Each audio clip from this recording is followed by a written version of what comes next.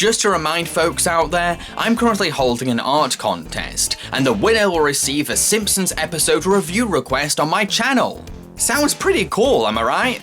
Simply click the video linked in the description box below to find out more information about this contest. Good luck, and I'll be looking forward to your entries.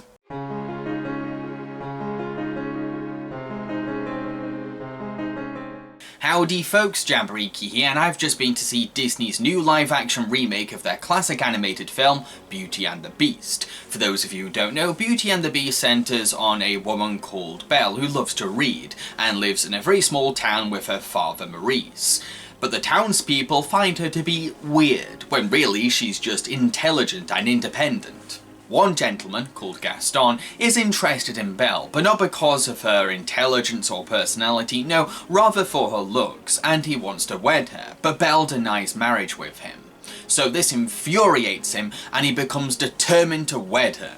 One day, Belle's father Maurice goes on a trip and asks Belle, "What do you want me to bring back for you?" And she says, "A rose." And so he ends up going on this trip, and he gets lost in the forest, then he comes across a castle, and at the castle he finds a rose. He's like, "Oh great, I can get this for Belle." But as he takes the rose, a beast emerges. He turns out to be the owner of the castle, and he imprisons Maurice. Belle ends up finding her father and makes an agreement with the beast. If her father goes, she will take his place. So now, Belle lives in the Beast's castle, but she won't take any of Beast's shit, none of his bad temper, none of his mean spirit. She is willing to stand up to him. But once the Beast starts to calm down and treat Belle with respect, she starts to see another side of him. Perhaps there could be a potential romance between them. And this romance is very vital to Beast. Why? Well, you see, years before, the Beast used to be a prince. And when he denied an old woman's shelter, she turned out to be an enchantress, and she punished him by transforming him into a beast, and she turned his servants and maids into household items. The enchantress gave Beast a rose, and until the last petal of the rose falls, Beast must find someone to love, and that person must love them in return. If this doesn't happen by the time that the last petal falls, then Beast will remain a monster for the rest of his life. That's probably the longest time it's taken me to explain a premise for a movie in one of my vlog reviews. When I saw the trailers for this film, I was convinced it was going to be a high-budget, pretty fan film. And you know what? For the most part, it really does feel like that, unfortunately. Most of my experience of watching this film went like this. Oh, it's that scene, but in live action. Oh, it's that scene, but in live action. Oh, I remember that scene, but now it's in live action. Sure, there are some changes and tweaks here and there, but nothing too drastic, nothing that makes me go, "Oh wow, they took this film in a completely different direction, everything has changed now." No, just little things are different. Because of this, it's hard to see this film as its own standalone project. What I see here is just a live-action version of Beauty and the Beast and little more. Also, a lot of the changes that are made are just changes for the sake of changes, just so Disney could say, "Hey, it's not exactly like the original, we made a little alteration here." For example, in this version, Belle is an inventor like her father, which is really cool, but she only invents one thing in the entire film. The movie really doesn't take advantage of Belle's inventing talent for the rest of the movie. Actually, some of the changes in this remake make the film suffer. For example, you know that classic scene in the original film where Beast makes a big romantic gesture and says to Belle, "Look, I want to show my thanks to you for saving my life. Here you go, this is a secret library, and this is yours." But in the remake, it goes like this. "I've got a library. This is it. I guess it's yours now." What are you doing? It just takes so much emotion and weight from that moment. But to be fair, some of these changes do work in the film's favour. For example, the Beast is way more articulated and well read, which makes sense. He's a prince, he's going to come from a very high class of education. Plus, it's kind of funny seeing this beastly monster talking in a really refined and educated way. Yes, I've studied Shakespeare. Another change I liked was that, you know how the servants and maids are turned into household objects? Well, they can talk throughout the film. They do have personalities, they have voices, and they can move about. But in the original, when the last petal falls, they just stay the same. In this film, they become the objects eternally. I feel as if this adds so much tension on the end of the maids and servants. The closer it gets to the last petal falling, the more somber the atmosphere feels in the castle. You can really sense a feeling of despair and fear in the eyes of the household items towards the end of the film because of this. Lastly, I really liked what this film did with LeFou. I was a little worried because, well, this is the first openly gay character in a Disney film and he's going to be a villain. But they flesh him out. They give him morals. They give him a conscience. He's observing Gaston's villainy and realising, maybe I'm hanging around with the wrong guy. And he starts to realise, this isn't right. Of course, the film kind of just hints and suggests when it comes to his homosexuality, and it definitely feels like Disney is treading eggshells, but at least they're doing stepping stones, at least they're trying to progress, at least they're starting this. I'd rather them actually try than not bother at all. So yeah, the changes in this film are a mixed bag, but for the most part this definitely feels like a clone of the original movie, just with a couple little subtle tweaks here and there. But what drags this film further down from being just a high-budget fan film is its incredibly underwhelming, shallow, and boring central romance. I felt nothing at all when it came to the romance between Beast and Belle. Nothing. No emotion whatsoever. I didn't believe there was something there.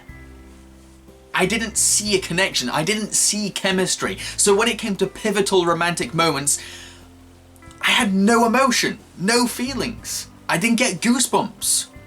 It went over my head. It went over my heart. I was like... When Belle and Beast are looking at each other in this movie, there's no spark. There's nothing there. I don't see that twinkle in their eyes. I don't feel anything. The thing is, a lot of people accuse Beauty and the Beast of romanticizing Stockholm Syndrome, and while I can see both sides of that argument, when it comes to the original 1991 film, I find it easier to defend it and say it's not about Stockholm Syndrome because the romance is so sincere, natural, organic, and well developed. But when it comes to this remake, because the romance is so shallow and empty, I struggle to defend it. I don't see anything between them. I just see a captor and his prisoner. Some of the most vital and important scenes in Beauty and the Beast require the audience to have an emotional connection to the romance, to believe in this romance. And when that belief is failed, the film fails.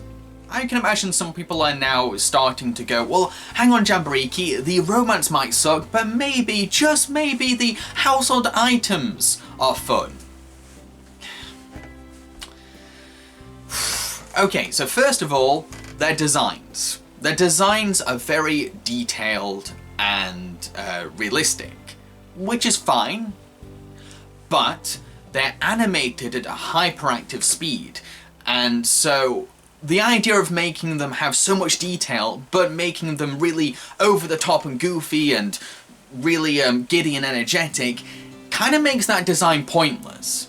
If you want to go for that design, you need to have much more subtle and slow movement so we can stop and look at the intricate details of these designs.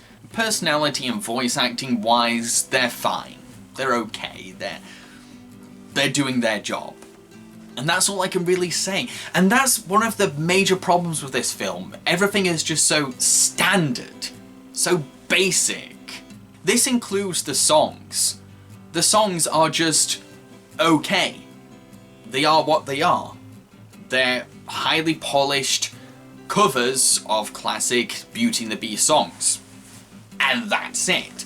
Sure, there's a couple of songs from the Broadway version, but again, they're just okay.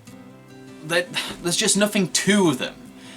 And yeah, they're well performed for the most part, but they're just fine.